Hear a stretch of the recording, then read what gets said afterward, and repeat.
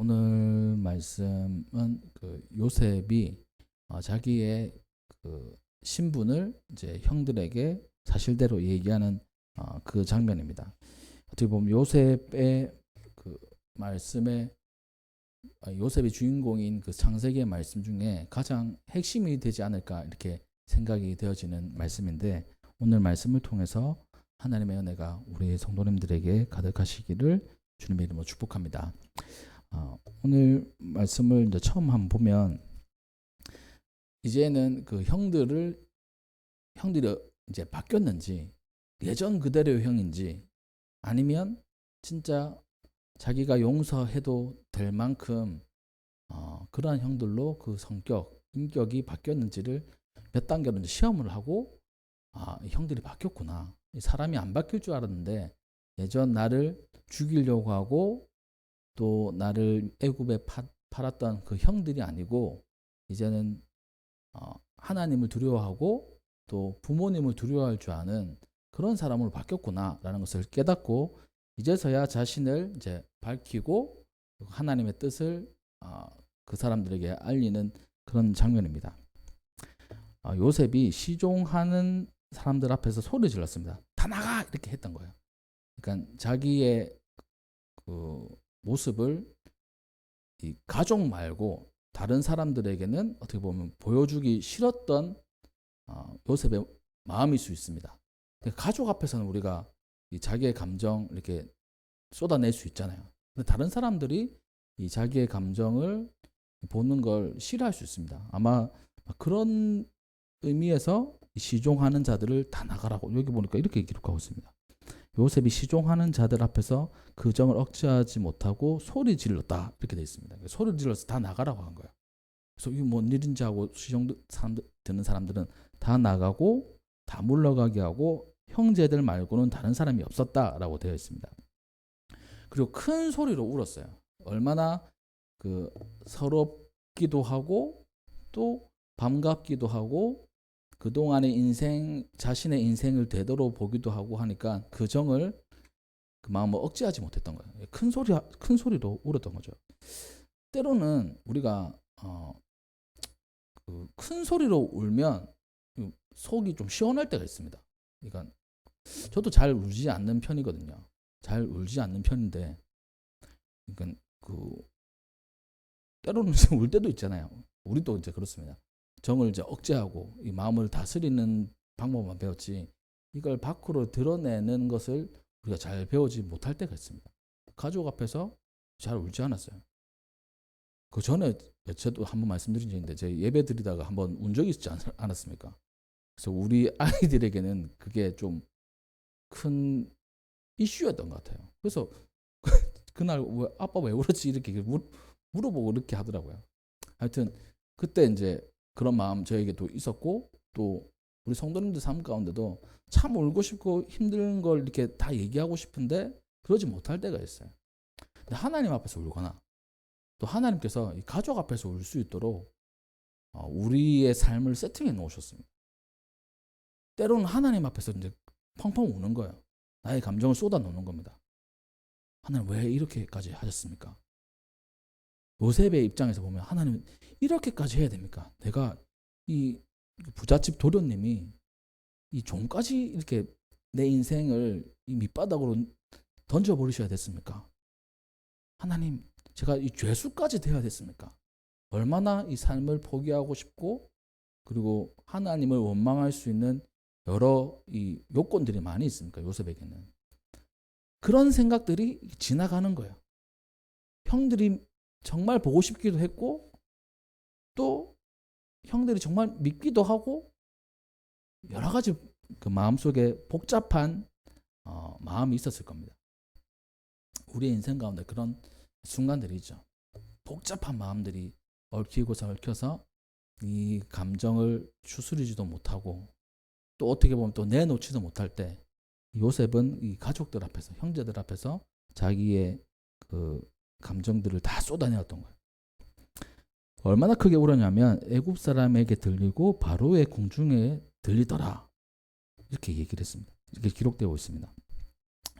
다 좀 마음을 추스린 다음에 요셉이 그 형들에게 얘기를 해요. 형님들, 나는 요셉입니다. 라고 얘기한 겁니다. 형들은 저 총리님이 뭐라고 하는 거지? 그렇겠죠. 아버지께서 아직 살아 계십니까? 형들은 놀라서 대답을 못합니다. 당연히 죽었을 거라고 생각하고, 아니면 당연히 저 어디 밑바닥에서 종노릇 하고 있을 거라고 생각하는 요셉이 갑자기 대제국 이집트의 국무총리로 자기들 앞에 나타날다고는 꿈에도 생각하지 못했지 않겠습니까? 요셉이 형들에게 얘기합니다. 가까이 오십시오. 형들이 가까이 옵니다. 긴가민가하면서 가까이 와요. 그러면서 요셉의 얼굴을 찬찬히 이제 뜯어보는 겁니다. 그 전까지는 그 대제국의 국무총리 얼굴을 어떻게 쉽게 마음대로 볼 수 있었겠습니까? 머리 숙이고 있고 눈을 마주치지도 못하고 굽심굽심 거렸겠죠.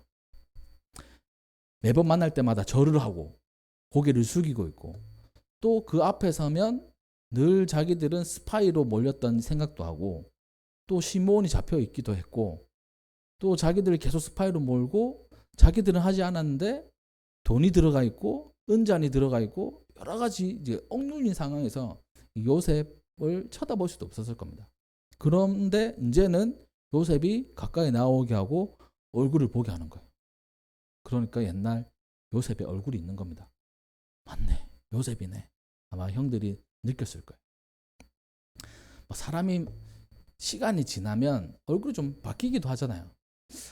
이게 참 부끄러운 얘기인데, 제가 그 주민등록증하고 운전면허증 만든 게, 주민등록증은 거의 19살, 20살 때 만들잖아요. 그때 그 사진 그대로예요. 그리고 그 운전면허증은 그래도 그 이후에 하면 갱신을 해가지고 이후에 만들었는데, 제가 완전 홀쭉할 때 찍은 겁니다. 그래서 그걸 내면 보통은 그냥 이렇게 해줘요. 근데 공항은 확인을 하더라고요. 이번에도 그 연애 간다고 제주도 공항에서 이렇게 그 신분증을 내는데, 우리 아내는 이제 딱 들어갔습니다. 제 보더니만 한 번 더 보더라고요. 한 번 더 보고, 제가 좀 살이 많이 쪘죠. 그러니까 하하 그렇네요 하면서 들여보내주더라고요. 이게 이제 제가 한 번 있었던 게 아니고 전에도 있는 적이 있었어요. 그러니까 자세히 보면 비슷한데 예전랑 많이 다르구나, 이 생각들을 하셨던 것 같습니다. 자세히 보면 이제 얼굴이 있잖아요. 그리고 그때부터 13년이 지났어요. 요셉이 13년, 15년이 지났죠. 15년. 13년째에 총리가 되고, 아니죠. 13년이 지나고 풍년이 7년이 지나고 흉년이 2년째니까 그러면 22년이 지난 거네요. 22년 지난 현재 앞에 딱 얼굴 보니까 옛날 얼굴이 있는 겁니다. 그렇네, 요셉이네, 이렇게 됐어요. 당신들이 이곳에 팔았다고 해서 근심하지 마세요. 제가 당신들이 판 요셉이긴 한데 팔았다고 근심하지 마십시오. 한탄하지 마십시오. 그러니까 형들의 마음을 이제 딱 이 중심을 알아본 겁니다. 형들은 이런 마음이 있었겠죠. 요셉이 맞네. 그래, 어쩐지 어디서 많이 본 얼굴이라 생각했어. 또 어쩐지 우리를 계속 스파이로 몰고 우리를 죽이려고 하는 거 아니야? 우리가 그때 진짜 못쓸 짓을 했지. 아마 우리를 혼내려고 그러겠지? 막 이렇게 근심하고 걱정하고 있었던 겁니다. 요셉이 딱 형들의 얼굴을 보니까 그런 얼굴인 거예요. 근심하지 마시고 한탄하지도 마세요. 옛날에 나를 내가 왜 그랬을까라고 한탄하지도 마시라고 이렇게 권면합니다. 그러면서 이 모든 것이 왜 이렇게 됐냐라는 것을 딱 결론을 내려줘요. 하나님이 생명을 구원하시려고 나를 당신들보다 먼저 보내셨나이다. 5절에서 기록하고 있습니다. 하나님이 이렇게 하셨다는 거예요. 그러니까 우리 인생 가운데 이 진리를 딱 깨달으면 이 모든 게 다 이해가 되는 겁니다. 이 진리 못 깨달으면 우리 인생의 여러 가지 문제들, 그 앞에서 우리가 한탄하고 또 낙심하고 또 힘들어할 수밖에 없어요. 하나님께서 이렇게 하셨다는 이 진리는 만고불변의 진리입니다. 우리 인생 가운데 이걸 깨달을 수 있어야 돼요. 그러니까 우리는 지식으로는 알죠. 이 모든 걸 하나님께서 하시는 일이지, 지식으로는 우리가 너무나 잘 알아요. 근데 진짜 깨닫는 거는 힘듭니다. 하나님께서 이렇게 하셨구나. 하나님께서 그때는 왜 이렇게 하셨는지 몰랐는데 지금 보니까 하나님이 이렇게 하셨구나 라는 것을 요셉이 형들 앞에서 고백을 하는 거예요. 그럼 요셉은 이 고백을 할 수 있을 그 믿음 언제 생겼을까요? 하나님이 이렇게 하셨다는 것을 언제 깨달았을까요? 참 그 시점이 제가 참 궁금하긴 해요. 지금 현 우리가 읽는 45장에서는 분명히 자기의 믿음 가운데 하나님이 이 모든 것을 하셨구나라는 것을 알고 있었는데 이것을 언제 자기가 받아들였느냐 참 궁금합니다. 제가 요셉의 입장에서 반대로 생각한다면 얼마나 형들이 믿겠습니까? 그렇잖아요. 형들 진짜 혼내주고 싶겠죠. 이집트로 팔려가서 그 팔려가는 상인들에게 묶여서 아니면 뭐 종이니까 뭐 대우해주면서 데리고 갔겠습니까? 묶어가지고 달달 메고 가든지 아니면 어떠한 그 감옥 같은 이 마차에 뭐 태워가든지. 근데 그렇게까지 안 했을 거예요. 줄을 묶어가지고 그 달달 끌고 갔을 겁니다. 그 시간 동안 얼마나 원망했을까요? 형들을. 두고 보자. 저는 그랬을 거예요. 두고 보자. 내가 이를 악물고 살아남아가지고 내가 어떻게 될지 모르겠지만 반드시 가나안 땅으로 되돌아가서 형들 다 혼내줄 거야. 이런 마음을 제가 저는 이렇게 생각했을 거예요. 그래서 아득바득 살아남았겠죠. 이 드라마 같은 거 보면 그런 경우도 있지 않습니까? 복수의 칼날을 가는. 이집트에 종려돼서 팔려갔어요. 그래가지고 종하면서 얼마나 이 여러 가지 그 아픔을 겪었겠습니까? 종은 인간이 아니잖아요. 이때 당시로는 하나의 물건, 재산으로 이렇게 취급당하고 열심히 하지만 아무리 인정받아도 종은 종일 뿐이에요. 그 안주인의 그 계략으로 모함으로 감옥에 가지 않습니까? 내가 왜 이렇게 되었을까?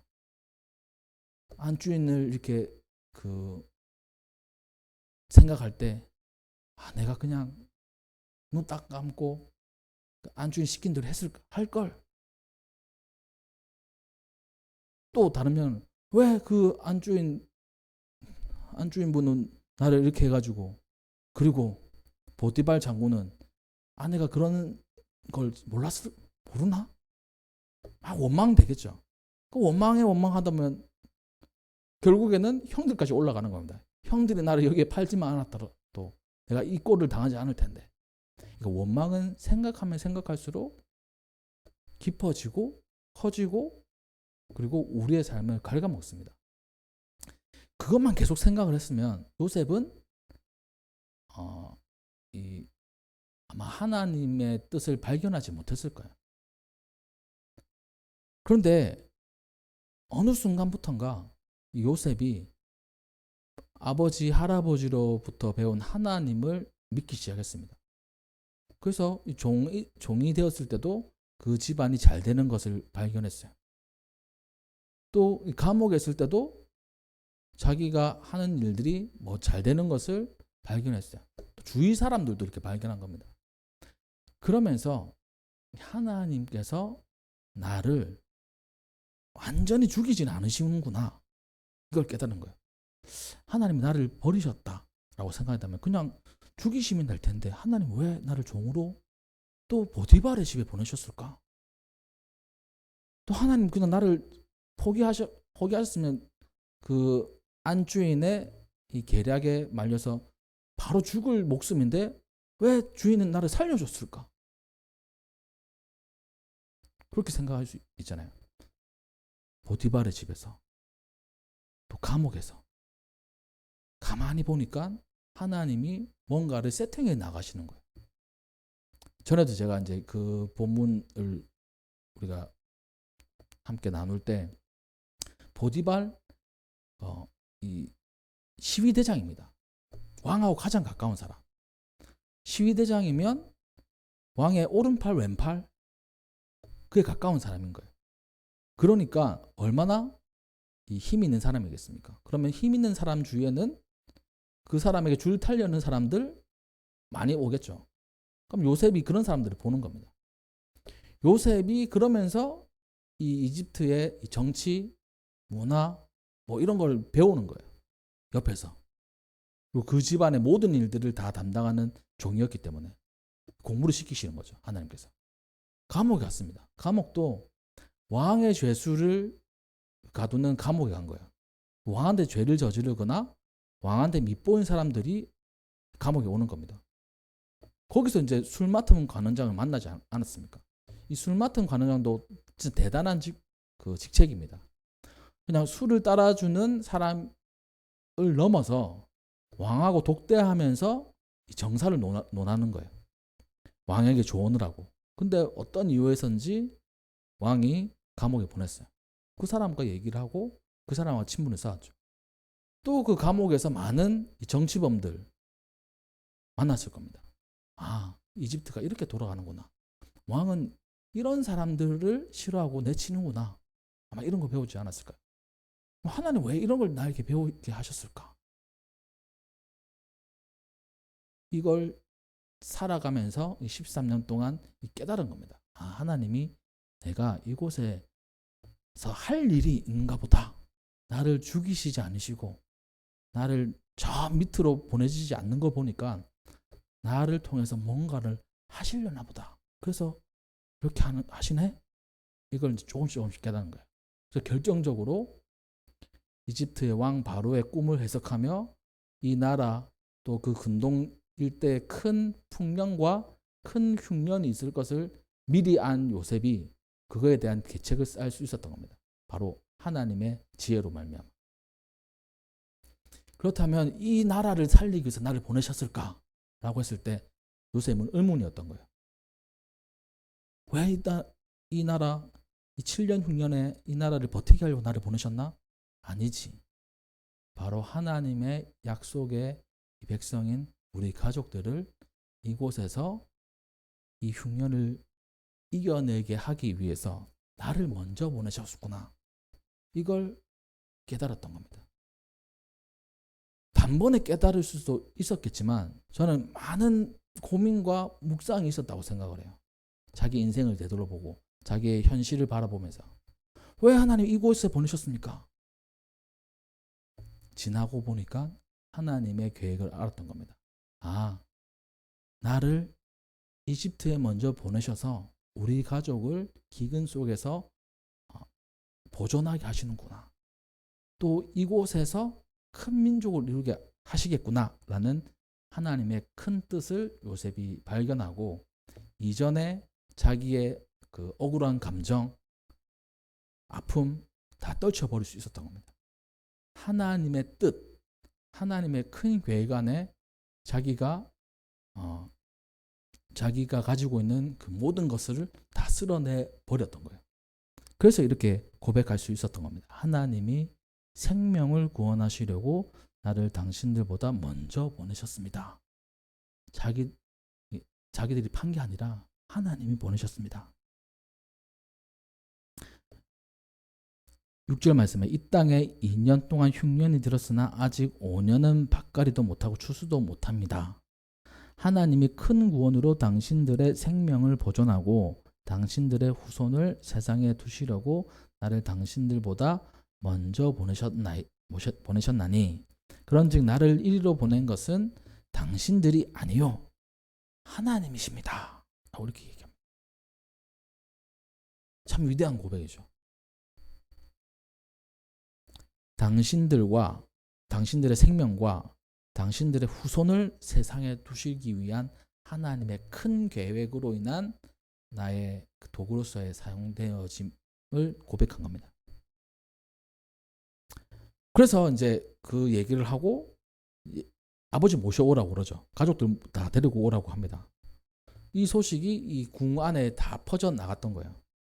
바로가 자기를 어떻게 보면 자기의 왕권 그리고 자기의 지위, 자기의 리더십을 곤고하게 해준 요셉이 얼마나 예쁘겠습니까?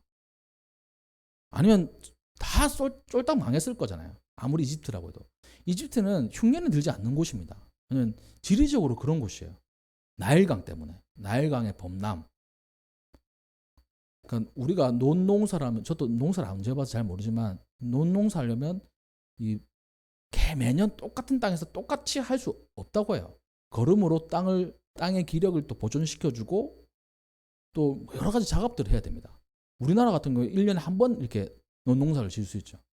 근데 이집트는 그 우기 때 그 상류에서 흙들이 쫙 내려가요. 그래서 범람이 됩니다. 피해가 막심해요. 근데 그 범람으로 인해서 땅이 비옥해지는 거예요. 미네랄들이 이렇게 옮겨지는 겁니다. 그래서 이모작 삼모작이 되는 거죠. 그래서 기근이 없는 곳, 흉년이 없는 곳이 이집트인데 얼마나 흉년이 심하게 들었으면 그 이집트도 흉년이 7년 동안 있었겠습니까? 이집트가 그 정도면 다른 나라는 완전 그 주변은 완전 피폐해진 거예요. 가나안 땅도 마찬가지고. 그런 곳에 요셉이 등장하여서 자기의 왕권 그를 공고히 해주고 자기 나라가 부강하게 자기 나라에만 곡식이 있으니까 얼마나 많은 사람들이 곡식을 사기 위해서 오겠습니까? 요셉의 가족들도 왔으니까요. 그러니까 부는 축적이 되는 거죠. 그리고 그 또 이런 기록들이 있더라고요. 이 농사하는 사람들도 그 농사하는 사람들이 이제 세금을 내지 않습니까? 세금을 내면 그걸 이렇게 저장을 시켜놓고 기근 때 자기들 먹을 게 없으니까 농사가 안 되니까 왕에게 그러니까 곡식을 달라고 하고 자기 땅을 이제 내놓는 거예요. 그러면서 왕의 땅이 계속 불어나는 겁니다. 재산이 불어나는 거예요. 부동산이. 그런 기록도 있더라고요. 그러니까 요셉이 얼마나 예쁘겠습니까? 또 그 요셉의 가족들이 왔다고 하니까 얼마나 경사겠어요. 그래서 선물도 주고 그곳에 갈 수 있는 그런 뭐 여비 또 뭐 선물 이런 것들을 다 챙겨줘서 보내는 장면이 오늘 본문 말씀 45장의 말씀이에요.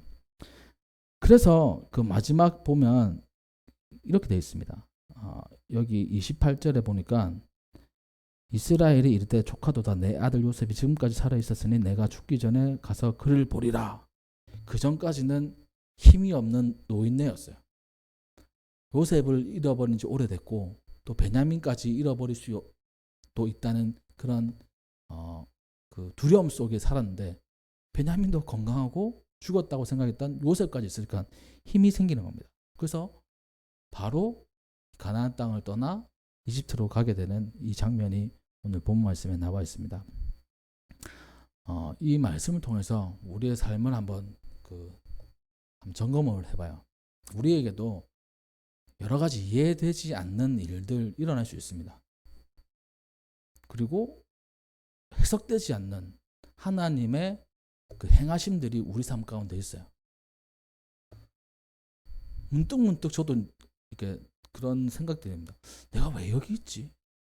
내가 왜 장유에 있지? 장유 지나만 다니고 한 번씩 아울렛 오면 오던 장유인데 여기서 개척 갈 거라 꿈에도 생각하지 못했어요. 하나님 왜 나를 여기 보내셨지? 이런 생각들 하잖아요. 개척 이게 쉬운 건가? 당연히 어렵지. 늘 제 마음속에 그런 그 글자가 새겨져 있는 것 같아요. 개척 필패라는 그 선배 목사님들의 이야기들이 제 마음속에 새겨져 있습니다. 개척은 당연하게 패배한다 이런 뜻이겠죠. 그런데 왜 하나님 여기를 보내셨을까? 나에게 개척의 말씀을 주시고 또 우리 주변 분들에게 그 마음을 주셨을 때 그래 한번 순종해보자 라는 마음으로 이렇게 왔는데 뚜문뚜문 가끔씩 이렇게 생각이 되어집니다. 하나님의 뜻이 있겠구나. 지금도 정확하게 잘 몰라요.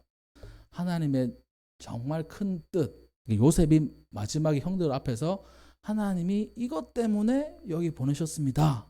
라고 이게 뭘까라는 생각을 저는 아직까지 못합니다. 그냥 두리뭉실하게 하나님께서 여기에 복음의 기지를 세우시고 복음을 전하는 자로서 나를 세우셨다는 그것만 이렇게 있지, 다 확실한 그림을 제시하면서 이것 때문에 내가 여기 왔습니다. 이렇게 말하지는 못해요, 지금 당장은. 그런데 앞으로 그렇게 얘기할 날이 분명히 올 겁니다. 왜냐하면 하나님이 저를 이곳에 보내셨을까요. 그 계획이 있으니까요. 그리고 만약에 이렇게도 생각해봐요. 하나님이 나를 사역자로 삼으시지 않고 너는 사역자로 택하지 않았다. 이렇게 했으면 분명히 저를 죽일 수 있는, 아니 죽인다는 말이 이게 사역을 그만두게 할 여러 가지 요소들이 있어요. 그동안. 그렇지 않습니까? 재작년 9월에 그만두고 지금까지 저희 있잖아요. 우리가 이제 망할 수밖에 없는, 그러니까 파산할 수밖에 없는 그런 시간들이 지금 3년째 들어서고 있는 거잖아요. 그러니까 하나님이 지금까지 우리 가족 또 우리 교회 지켜주셨어요. 거기서 제가 확신을 한번 이렇게 느낍니다. 하나님 죽이시지 않는구나.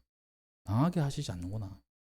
조금 우리가 부족해도 그냥 좀 부족한 대로 살고 사역에 집중하고 말씀 전하는 데 집중하고 이렇게 하면 되지.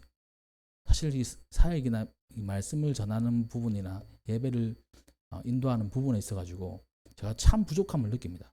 나약함을 느껴요. 하지만 그걸 끊이지 않고 할 수 있게 하나님께서 우리 삶을 아주 최소한의 단위로 세팅해 주시는 것을 저희들이 참 많이 느낍니다. 하나님께서 나를 지금까지 살리고 계신 거 보니까 내가 해야 되는 거 맞구나. 이걸 제가 확신을 느껴요. 우리 인생 가운데 그런 게 있습니다. 하나님께서 왜 이렇게 하셨을까? 이해 안 되는 부분들 많죠. 하나님은 이걸 통해서 내가 무엇을 깨닫길 원하실까? 하나님을 더 신뢰하길 원하실까? 내가 교만한 부분들이 있었나? 이걸 내 스스로를 점검하길 원하실까? 아니면 이걸 통해서 내가 더 커져가지고, 커진다는 게 신앙적으로 믿음적으로 커진다는 겁니다. 그걸 통해서 다른 사람들을 품어주기를 원하시는 건가? 요셉처럼요. 아니면 이걸 통해 가지고 하나님의 스텝이 한 단계, 이 시험을 통해서, 하나님의 시험을 통해서 내가 한 단계 올라가길 원하시는 건가? 이런 부분들이 우리 삶 가운데 인생 끝까지 따라다닐 겁니다. 근데 중요한 거는 확신해야 돼요.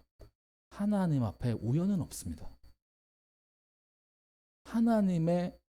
하나님께서 우리 삶을 향해서 그냥 우연처럼 일어나는 일들은 하나도 없어요.